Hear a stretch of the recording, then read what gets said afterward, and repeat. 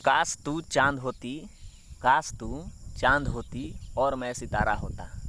काश तू चाँद होती और मैं सितारा होता। आसमां में भी कसियाना हमारा होता। ये जो दूर के लोग हैं तुम्हें दूर से देखते हैं, बट नज़दीक से देखने का हक सिर्फ हमारा होता। ये बातें मैं किस लिए बोला, इस वीडियो में सिर्फ इसी शायरी पर अप्लाई होने वाली है। दोस्तों, आप लोग को घबराना नहीं है। बिहार एसएससी से related, Bihar SSC inter level से रिलेटेड मैं आप लोग को अपडेट कर दिया था। आज भी वही अपडेट दे रहा हूँ, लेकिन फ़र्क सिर्फ इतना है कि कुछ लोग गलत समझ गए थे उस न्यूज़ को, उसी गलतफहमी को दूर करने आया हूँ इस वीडियो में। और देखिए, सबसे पहले बात लिख लीजिए कि बिहार एसएससी इंटर लेवल जो वैकेंसी है, या उसमें जो लोग भी न्यूज़ देते हैं, सबसे बड़ा योगदान कहीं ना कहीं रहा है किसी का। तो किसका रहा है आप लोग खुद जानते हैं। और सबसे ऑथेंटिक न्यूज़ कौन देता है, और जो हम बोले हैं वो लगातार हुआ है। जिस वक्त भी हम बोले हैं कि ये होने वाला है, वो ज़रूर हुआ है। कोई मैं चेयरमैन नहीं हूँ, मैं एक किसान हूँ। अभी भी आप लोग को एक फ़ोटो पोस्ट करके यहाँ पर दिखा दूँगा, मैं धान रोप रहा था।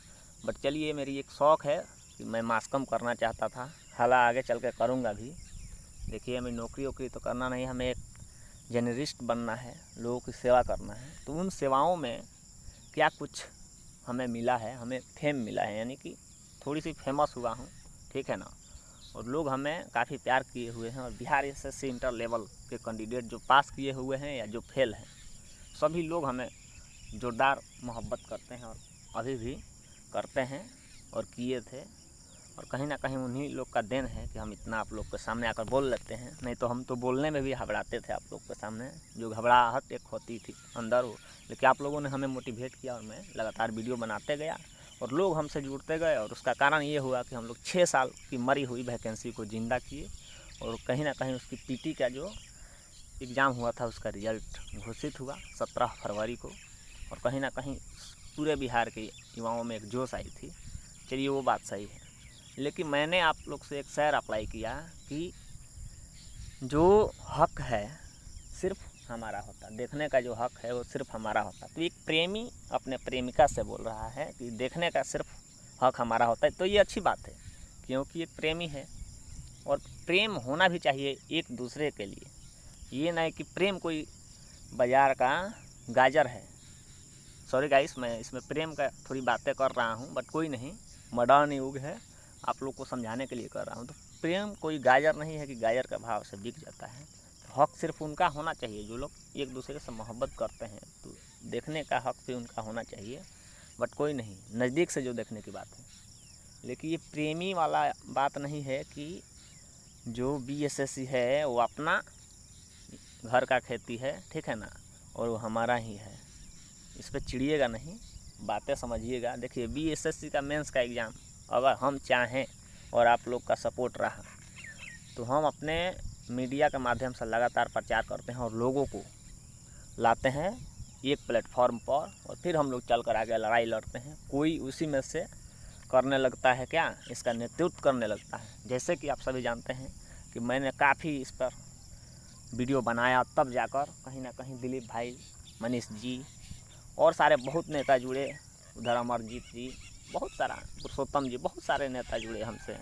और कहीं ना कहीं जाकर जब हम टेट का ऐलान करते थे, जाकर वहाँ पर बीएसएससी से सवाल पूछते थे और कहीं ना कहीं सवालों के अंदर में इनको घेरा करते थे, तब जाकर ये बीएसएससी जो है इसका पीटी का रिज़ल्ट दिया। चलिए, वो अच्छी बात है। लेकिन मेरा कहने का मतलब ये है कि जब ये प्रेमी वाला तो शायरी मैंने आपको सुनाया कि देखने का सिर्फ हक हमारा होता, लेकिन देखिए, हम लोग तो सच्चाई से मुंह छुपा नहीं सकते हैं ना। अगर रिट दायर हुआ है तो वो तो हमें दिखाना ज़रूरी है, क्योंकि एज आई एम जर्नलिस्ट, अगर मैं एक पत्रकार हूँ और आप लोग को दिखा रहा हूँ तो क्या गलत कर रहा हूँ आगे दोस्त, ये हमें बताइएगा। कि जब रिट दायर हुआ है, देखना है, तो इससे मुँह हम लोग को नहीं मोड़ना है। आगे अभी बहुत लड़ाई हम लोग का बाकी है। हम लोग पीटी पास कर गए हैं, अच्छी बात है। आगे चल के हम लोग को मेंस देना है, फिजिकल क्वालिफाई करना है, काफ़ी सारा है, स्किल टेस्ट है, वो सब करना है, तब हमें जाकर कहीं ना कहीं नौकरी मिलेगी। तो आप लोग हमें मोहब्बत करते थे, इसका मतलब ये नहीं है। जो अपने थे वो कल रात को ही हमारे वीडियो देखे तो कॉल किए कि सर देखिए आप ही के चलते जो है रिजल्ट हुआ, और देख रहे हैं कि आप काफ़ी निगेटिव न्यूज़ दे रहे हैं। तो मैं बोला कि इसमें निगेटिव क्या है दोस्त, हमें ये बता दो, आप भी पढ़े लिखे हो, इसमें निगेटिव क्या है? अगर रिट दायर हुआ है तो मैं आप लोग को ना बताऊं, छोड़ो तब फिर नहीं बताता हूं, कैंसिल भी हो जाएगा तो नहीं बताऊंगा, या मेंस का एग्ज़ाम भी होने वाला होगा तो नहीं बताऊंगा। ये कोई पत्रकार और मीडिया का ये नहीं है कि वो झूठा न्यूज़ चलाए। सच जो न्यूज़ है, अगर गोली किसी को लगा है तो मैं बोलूँगा कि यहाँ पर इससे एक मामूली सी चोट आई है, या ट्रेन पलट गई है तो उसको हम क्या बोलेंगे कि ट्रेन अच्छी है। तो मेरे कहने का मतलब, मेरी जज्बात को समझिए आप लोग। जो हुआ है वो तो हुआ है, लेकिन आगे हम लोग को कैसी तैयारी करना है, हम लोग को क्या करना चाहिए, इसके लिए हम लोग स्टडी कर रहे हैं। ठीक है, मुझे बहुत दुख हो रहा है कि 6 साल हो गया, 7 साल हो गया, अभी भी नहीं हो रहा है।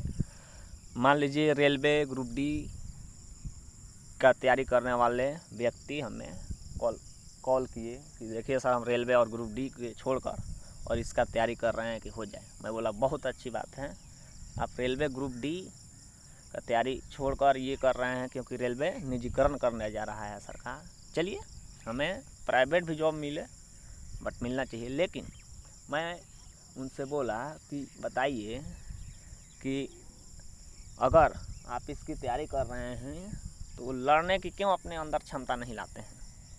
सरकार से आप लड़कर नौकरी लेने की क्यों क्षमता नहीं रखते हैं? हमें इसी बात पर चिढ़ आता है लोगों से कि केवल लोग समझते हैं, चाहे मान लीजिए ये हमारे भारत का या बिहार का नियम हो गया है कि हमारे घर के बगल में जो पड़ोसी है उसके लड़का क्रांतिकारी हो और मैं चुपचाप देखूं, क्योंकि बगल वाले पड़ोसी का ही लड़के क्रांतिकारी होता है तो हम लोग ताली बजाते हैं। लेकिन अपने घर में कोई क्रांतिकारी हो जाए तो उसे डांटने लगेंगे, वहाँ पर जाकर तो हंगामा करा रहा है, ये करा रहा है, वो करा रहा है। ये अच्छा हम लोग को बिल्कुल नहीं लगा है। ये मतलब इतिहास है और ये ही सच्चाई है। तो सच्चाई से हम लोग को मुँह नहीं मोड़ना है। जो रिट दायर हुआ है आप लोग यहाँ पर देख सकते हैं, हुआ है तो हुआ है, इसमें हम कुछ नहीं कर सकते हैं मेरे दोस्त। ठीक है। और दूसरी बात रही कि अब हम लोग को प्लानिंग क्या करना है कि मेंस का एग्ज़ाम जल्द से जल्द हो जाए। तो इसके लिए 50,000 कैंडिडेट हैं, सबको एक साथ आकर लड़ना होगा।